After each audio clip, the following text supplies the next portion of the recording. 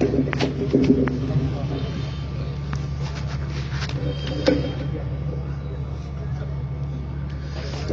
بھائی جان جزاک اللہ۔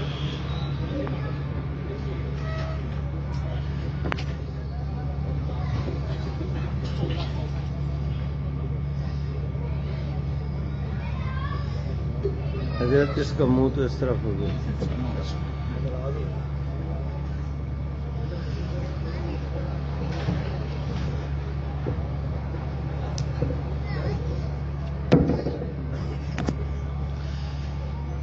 الحمدللہ وکفا وسلام علی سید الرسل وخاتم الانبیاء وعلی آلہ واصحابہ الذین هم خلاصۃ العرب العرباء وخیر الخلائق بعد الانبیاء اما بعد اللہم صلی علی سیدنا محمد عبدک ورسولک وصلی کذالک علی جمیع الانبیاء والمرسلین وعلی الملائکۃ المقربین وعلی عباد اللہ الصالحین اجمعین الی یوم الدین۔ برادران اسلام، عشاء کی نماز کے بعد سے آپ حضرات کا یہ سالانہ تبلیغی اصلاحی اجلاس ختم نبوت کے عنوان پر شروع ہے۔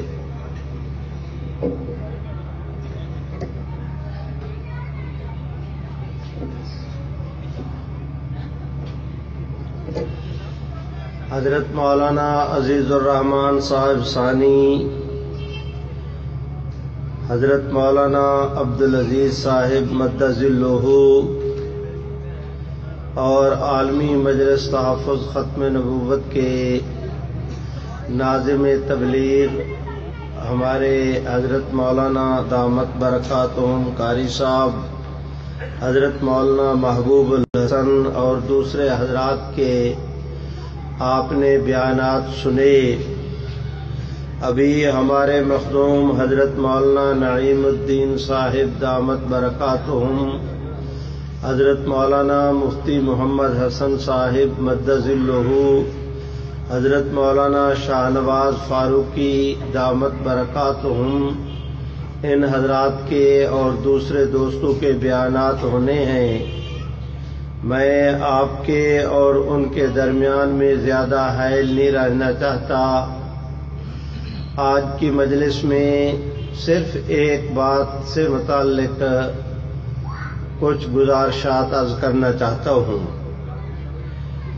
میرے بھائیوں، کسی بھی فتنے کے 4 دور ہوتے ہیں، اس کی ابتدا، اس کا عروج، اس کا زوال اور اس کا اختتام۔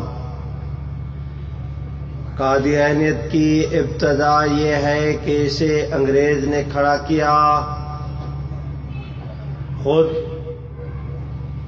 اس سلسلہ کا بانی، جس کا نام مرزا قادیانی تھا، اس نے اپنی کتابوں میں صراحت کے ساتھ اس امر کو تسلیم کیا کہ میں انگریز کا خود کاشتہ پودا ہوں۔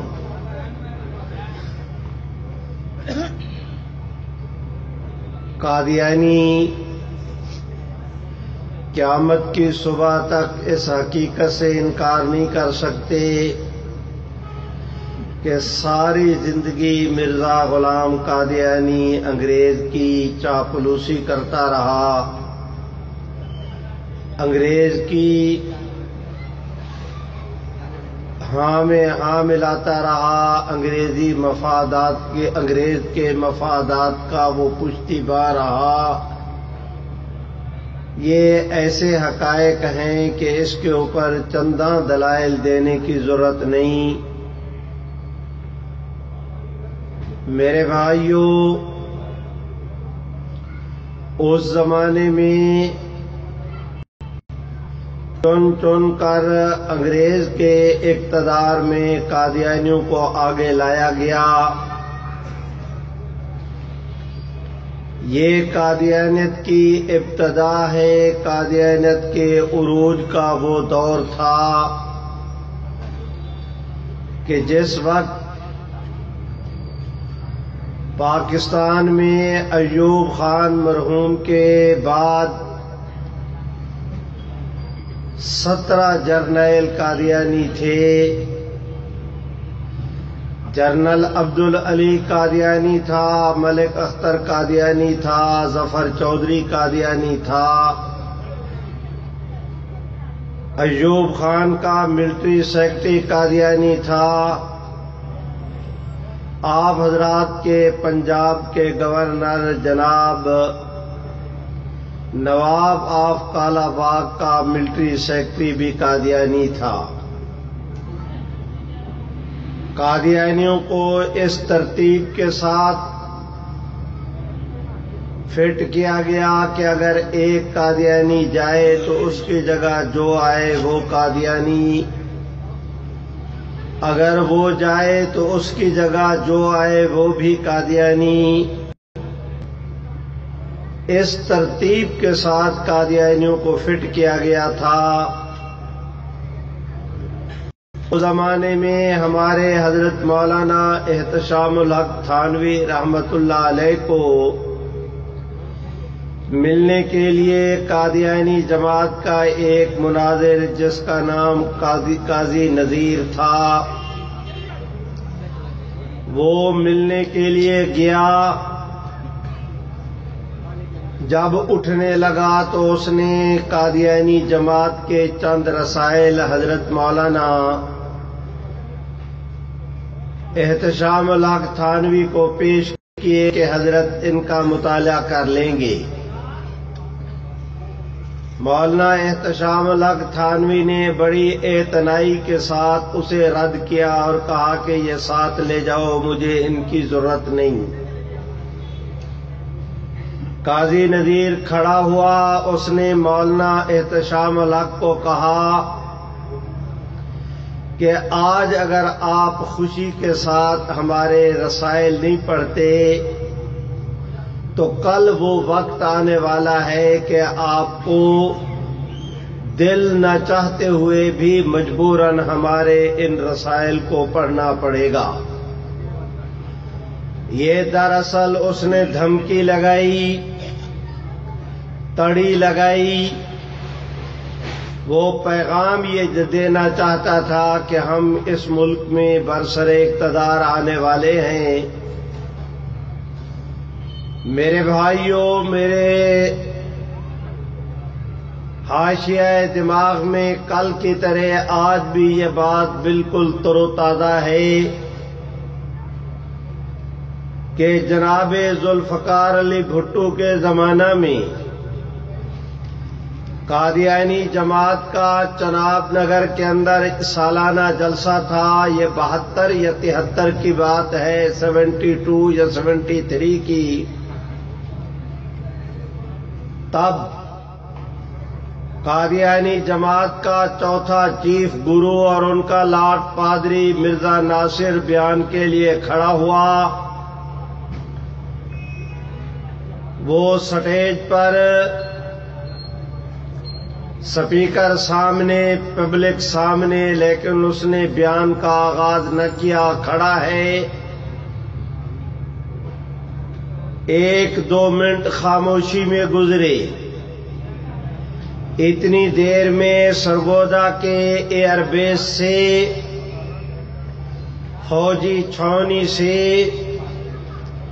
3 ایئر فورس کے جہاز آئے، انہوں نے ڈائی ماری، اس کو اس طرح کر کے سلام کیا، پھر آگے اڑان بھری۔ 3 جہاز آئے، انہوں نے ڈائی مار کر مرزا ناصر کو سلامی دی۔ مرزا ناصر نے غلام قادیانی کی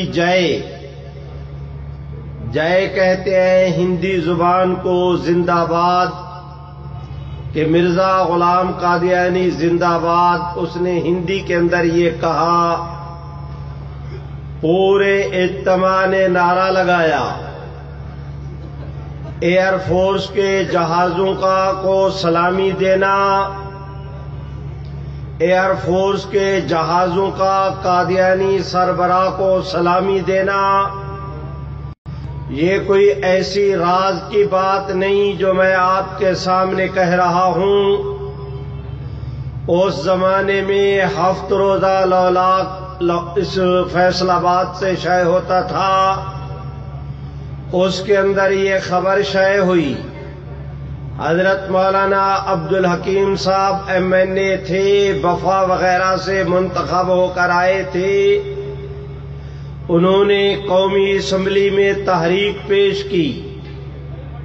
حضرت مولانا مفتی محمود رحمہ اللہ نے اسمبلی میں اس کے اوپر اس کی تائید میں تقریر کی۔ رسالے کا موجود ہونا، نیشنل اسمبلی میں اس کے اوپر قرارداد کا پیش ہونا، اس کی تائید کرنا، یہ سب کچھ اس اسمبلی کے ریکارڈ کا حصہ ہے۔ میں کوئی سینہ گزٹ بیان نہیں کر رہا۔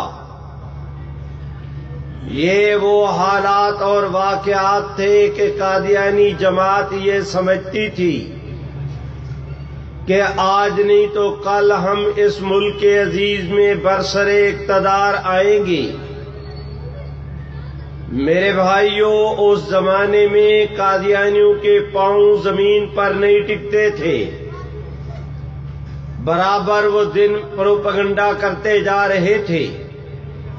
یہ قادیانیت کے عروج کا زمانہ تھا۔ میرے بھائیوں، ہم دیکھتے ہیں کہ 70 کے الیکشن میں انہوں نے ایک سیاسی جماعت کی بھرپور تائید کی۔ رب کریم کے کرم کو دیکھو کہ جن کی انہوں نے سپورٹ کی، جن کو انہوں نے ووٹ بھی دیے، نوٹ بھی دیے، جن کی الیکشن کمپین کے اندر حصہ بھی لیا، اسی جماعت کے ہاتھوں اللہ نے ان کو غیر مسلم اقلیت قرار دلوایا۔ آج کی مجلس میں میرا اس گفتگو کو شروع کرنے کا واحد مقصد یہ ہے کہ میں آپ سے یہ درخواست کروں کہ حالات اور واقعات کچھ ہوں، لیکن آپ اور میں اگر یہ کام نہیں کریں گے تو قدرت من حیث لا یحتسب، آپ اور میں وسائل کے محتاج ہیں، میرا رب وسائل کا محتاج نہیں۔ وہ جس سے جس وقت جو چاہے اپنے دین کا کام لے سکتا ہے۔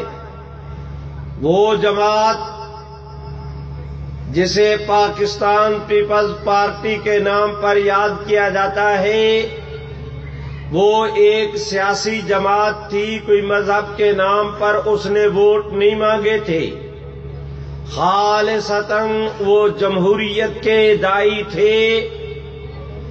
مذہب کو الیکشن میں اس کے نام پر ووٹ مانگنا یہ ان کے طریقہ کار کے خلاف تھا، لیکن دنیا جانتی ہے کہ اسی جماعت کے سربراہ جناب ذوالفقار علی بھٹو مرحوم کے ہاتھوں اللہ نے قادیانیوں کو غیر مسلم اقلیت قرار دلوایا۔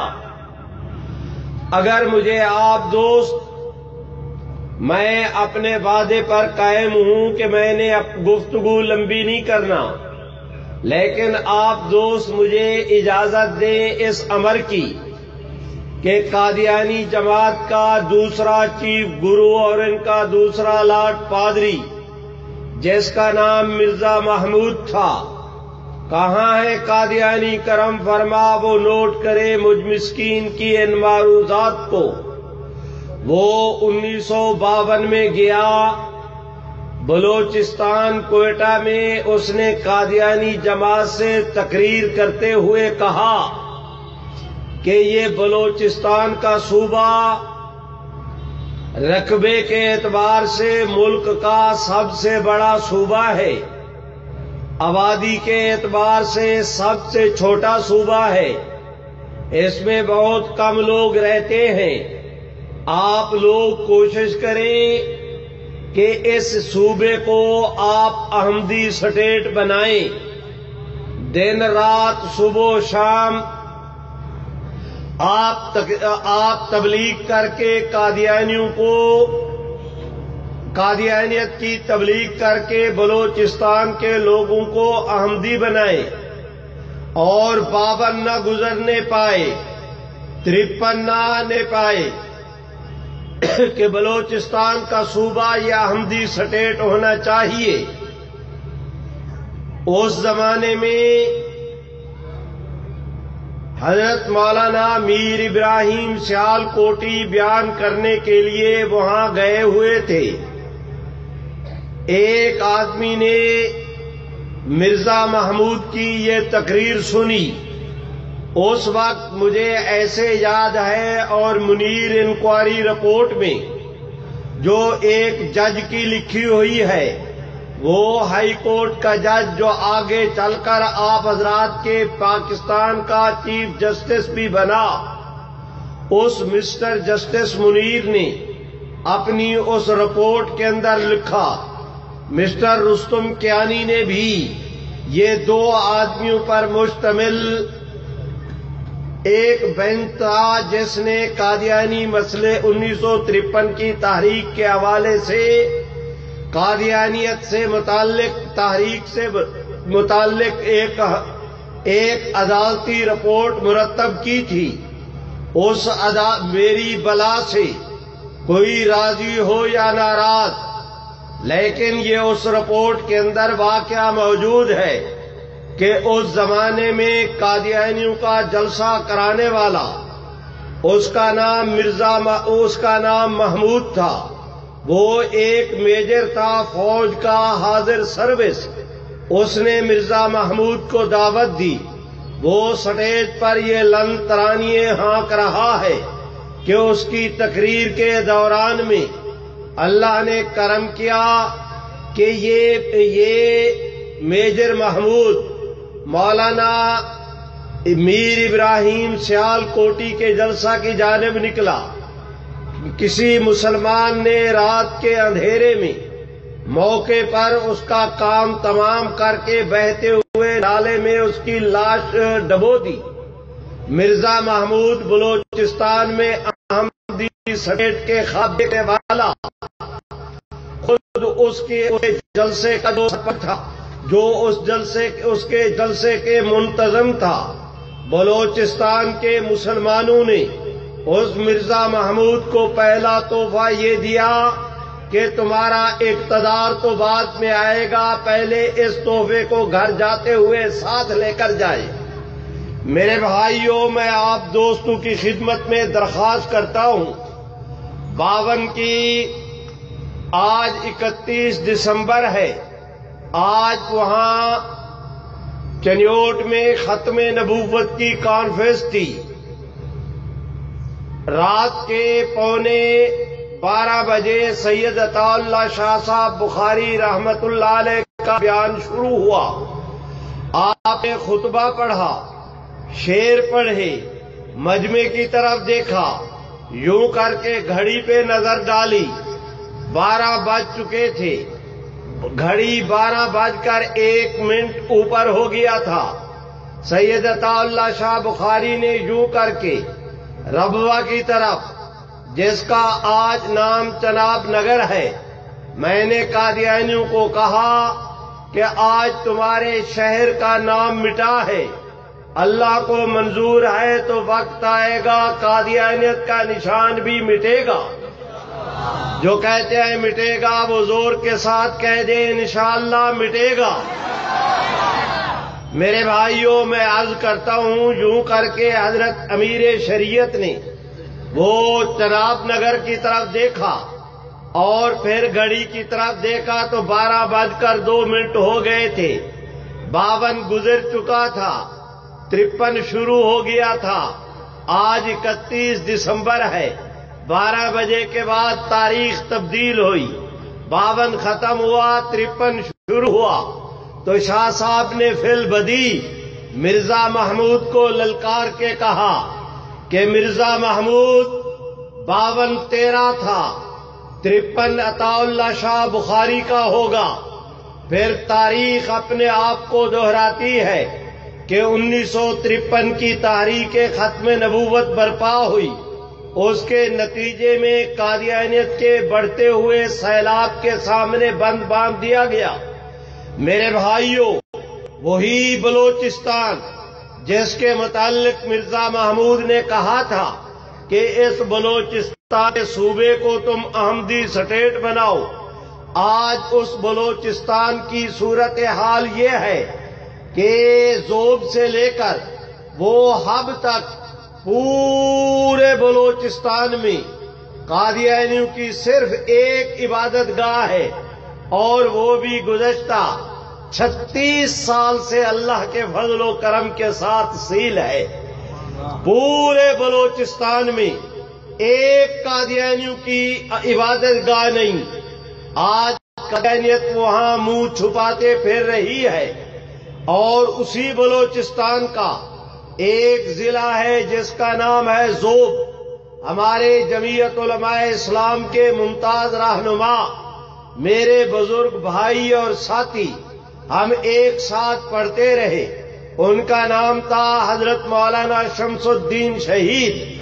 مولانا شمس الدین شہید مرحوم کے زمانہ میں اسی زوب میں یہ قانون منظور ہوا تھا، اور آج آپ حضرات کے پاکستان میں زوب واحد ضلع ہے کہ پورے ضلع میں قادیانی کوئی عقیدے کے اعتبار سے جو قادیانی ہو، چاہے وہ سول کا ہو یا فوج کا، ریٹائر ہو یا حاضر سروس، کوئی وہاں پر ملازم سرکاری قادیانی نہیں لگ سکتا۔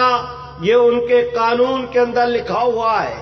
میرے بھائیوں، میں یہ باتیں اس لیے عرض کر رہا ہوں تاکہ آپ دوست آج کی مجلس میں جاتے ہوئے یہ پیغام لے کر جائیں کہ قادیانیت نے اس زمانے میں اس طرح پر پرزے نکال رکھے تھے۔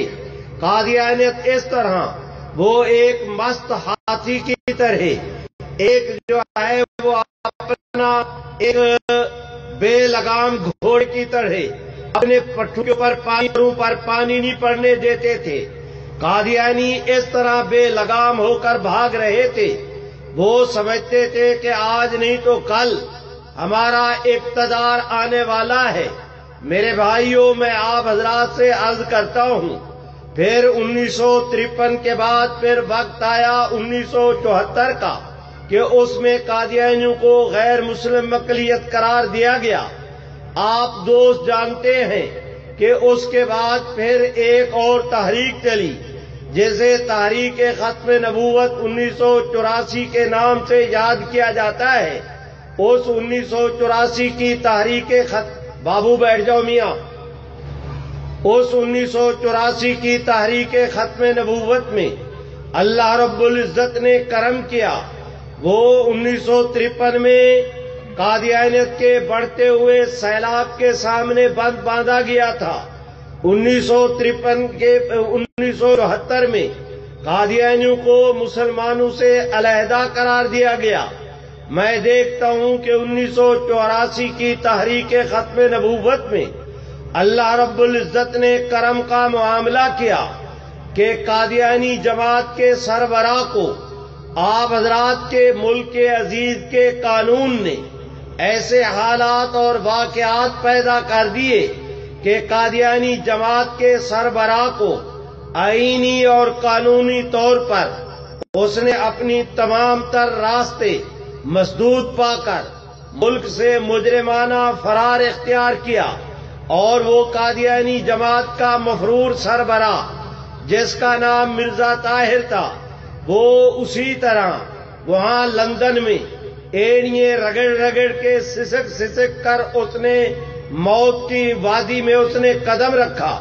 آج اس وقت میں درخواست کرتا ہوں، مجھے نہیں پتا آپ حضرات کیا جانے کیا سمجھے، لیکن ایک بات نوٹ کر کے جاؤ کہ آج اگر قادیانی یہ سمجھتے ہیں کہ ہم کوئی سازش کر کے، کوئی شرارت کر کے اس قانون کو منسوخ کر دیں گے، واضح طور پر آپ میں سے کا ہر آدمی جس طرح مجھے دیکھ رہا ہے، جس طرح میں آپ سب دوستوں کو دیکھ رہا ہوں، اس سے کہیں زیادہ یقین کے ساتھ جس طرح مجھے یقین ہے کہ میرا رب ایک ہے، جس طرح مجھے یقین ہے اس بات پر کہ محمد عربی صلی اللہ علیہ وسلم اللہ رب العزت کے آخری نبی ہیں، رب محمد کی قسم مجھے اس بات پر بھی 100% اسی طرح یقین ہے۔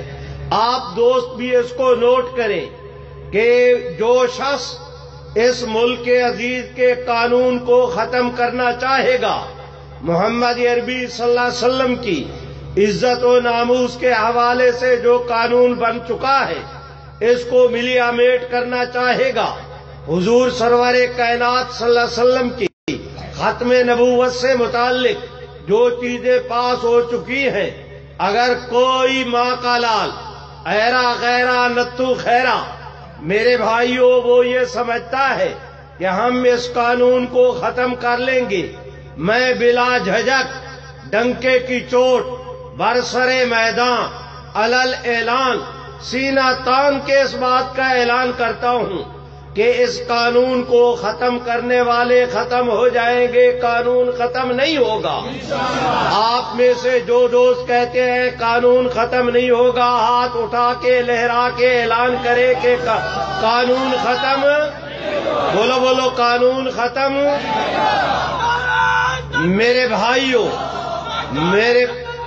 میرے بھائیوں میں درخواست کرتا ہوں آپ دوستوں سے کہ پھر تاریخ اپنے آپ کو دہراتی ہے کہ 1900 قادیانی اگر ان کا شوق ہے، وہ خواہ پنگا لینے کا ان کا ارادہ بن رہا ہے، تو میں ان سے کہتا ہوں کہ انشاءاللہ العزیز تمہیں حضور علیہ السلام کی امت کبھی مایوس نہیں کرے گی۔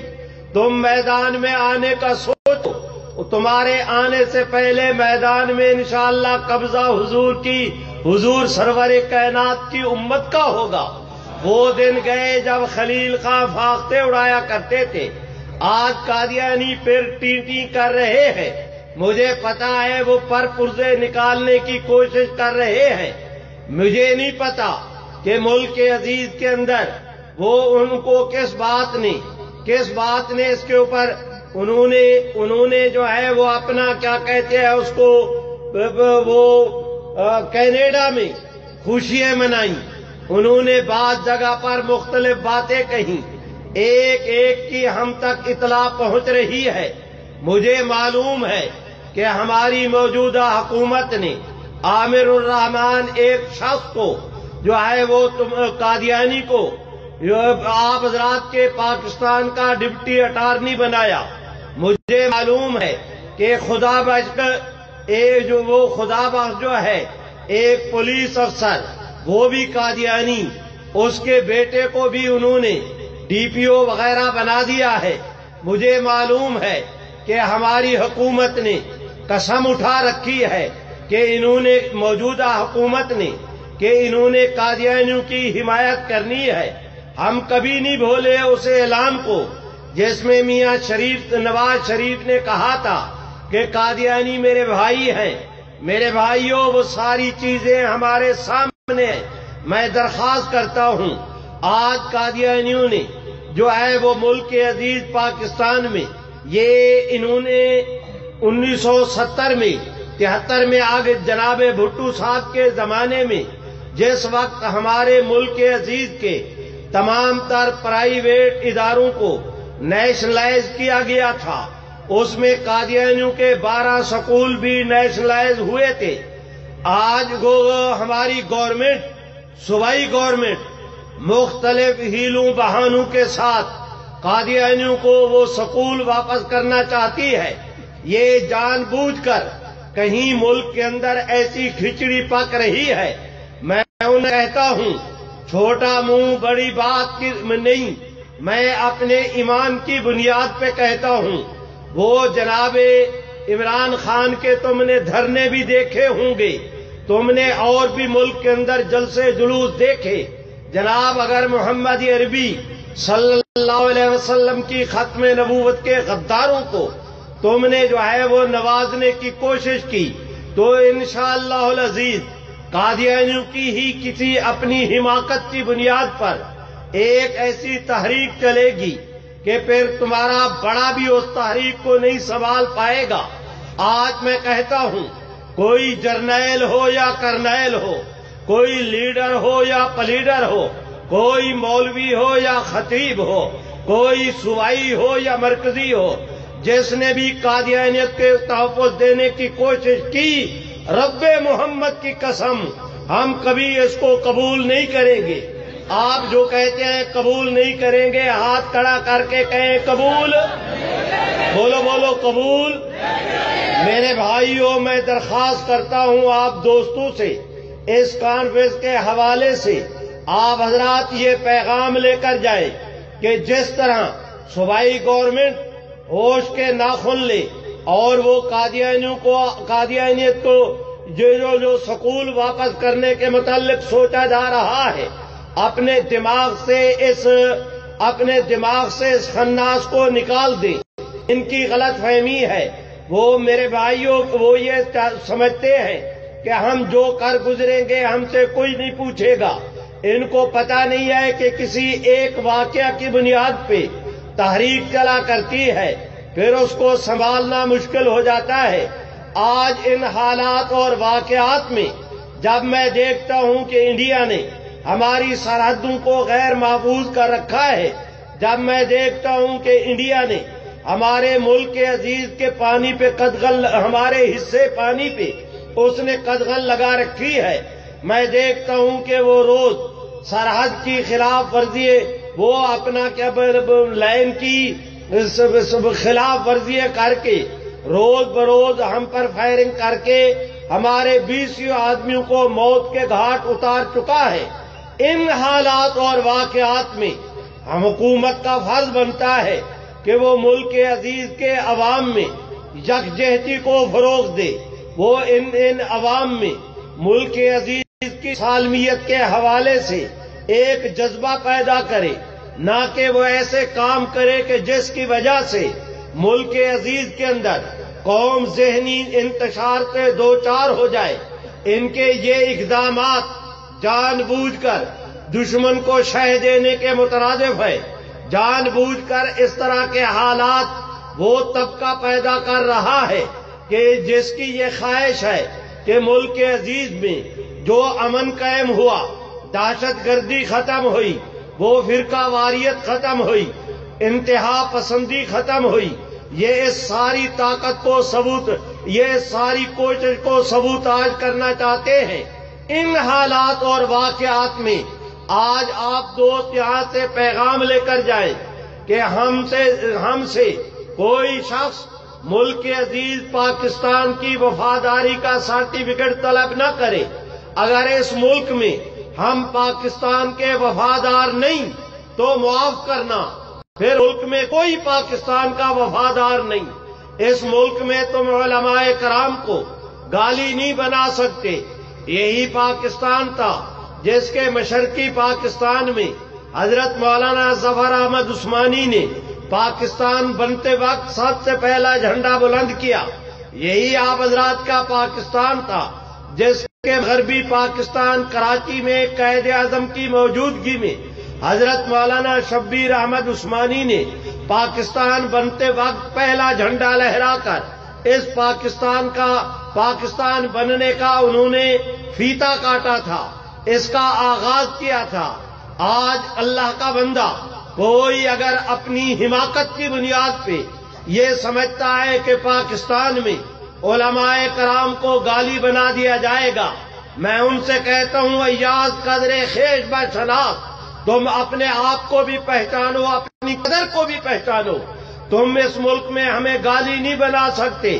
یہ ملک ہمارے بزرگوں نے حاصل کیا تھا، رب محمد کی قسم اس ملک کے عزیز کی ایک ایک اینٹ کی حفاظت کے لیے ہم قربانی دیں گے، لیکن اس سے کہیں زیادہ ہمارے نزدیک سعودی عرب، پاکستان، ساری دنیا کی مسلم حکومتیں، ساری کائنات قربان محمد عربی صلی اللہ علیہ وسلم کی عزت و ناموس پر، حضور کی عزت و ناموس کے مقابلہ میں ہمیں کوئی چیز عزیز نہیں. سب سے پہلے حضور کی عزت کا مسئلہ. اگر اس پر کوئی قتل لگی، اس کے خلاف کوئی سازش ہوئی، اس کے خلاف کوئی جو ہے وہ اندرون خانہ کوئی اس کے لیے طوفان اٹھایا گیا، تو انہیں یاد رکھنا چاہیے کہ رب محمد کی قسم یہ پاکستانی قوم اپنے نبی علیہ السلام کی عزت و ناموس کے تحفظ کے لیے اس طرح نکلے گی جس طرح یہ قوم بدر کے اندر نکلی تھی، جس طرح یہ قوم حنین کے اندر نکلی تھی، جس طرح یہ قوم جو ہے احد کے اندر نکلی تھی. مسلمان قوم حضور علیہ السلام کی عزت پر سمجھوتا نہیں کرے گی. آپ دوست آج کی مجلس میں یہ پیغام لے کر جائیں، اپنے قلب و جگر کو اس جذبے کے ساتھ منور کرے، رونق بخشے، جلا بخشے، اپنے ایمان کو تازہ کرے کہ حضور علیہ السلام کی عزت کا تحفظ کیا جائے گا، ہر قیمت پر کیا جائے گا. جو کہتے ہیں کیا جائے گا، وہ زور کے ساتھ میں نعرہ لگاتا ہوں، آپ کہیں کہ تاج و تخت ختم نبوت، محمد عربی کی ختم نبوت، کالی کملی والے کی ختم نبوت. اور اگر تمہیں شوق ہے خواہ مخواہ کسی طوفان کے بپا کرنے کا، تو یہ تو ہماری پسندیدہ پچ ہے. جب چاہو اس کے لیے کھیلنے پہ آ جاؤ، انشاءاللہ ہم تمہیں مایوس نہیں کریں گے. بڑھ چڑھ کے حضور علیہ السلام کی عزت کا تحفظ کیا جائے گا. جو کہتے ہیں کیا جائے گا، وہ ہاتھ کھڑا کر کے زور سے کہیں کیا جائے گا. آج کی مجلس میں اتنی باتیں کہنی تھیں، اسی پر اکتفا کرتا ہوں. وہ آخر دعوانا. مولانا کہاں ہے عبدالعزیز صاحب؟